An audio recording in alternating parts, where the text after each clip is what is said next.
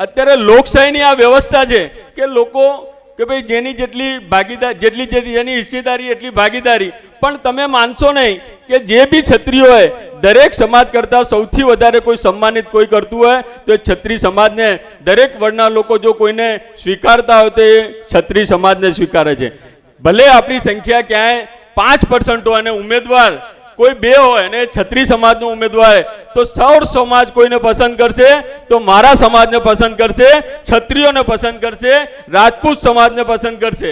એટલે આપણી આપણો જે લોકોમાં વિશ્વાસ છે એ જબરજસ્ત વિશ્વાસ છે.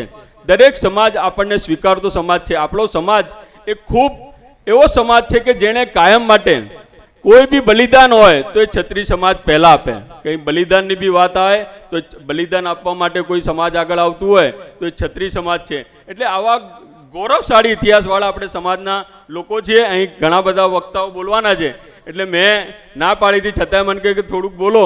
એટલે આપણે ભાણજી બાપુને આ વખતે યાદ કરીને અને આપણા જેટલા બી આવા ઇતિહાસમાં જેમની આવી પ્રતિમા ના મુકાવી હોય, જેમનો ઇતિહાસ ઉજળો હોય તો આપણે સૌએ આગળ આવીને એ ઇતિહાસ ઉજળો ઇતિહાસ લોકો વચ્ચે મૂકવો જોઈએ એવું સૌ સમાજને હું વિનંતી કરું છું. મને અહીં બોલાયો, મારું સ્વાગત કર્યું એટલે સમાજનો હું ખૂબ ખૂબ ઋણઅદા કરું છું અને મારી જ્યાં જરૂર હોય તો હું સમાજ માટે કાયમ તૈયાર રહીશ. આપે મને બોલાવીને સન્માનિત કર્યો એ બદલ હું આપ સૌનો ખૂબ ખૂબ આભાર વ્યક્ત કરું છું. ભારત માતા કી જય. જય માતાજી.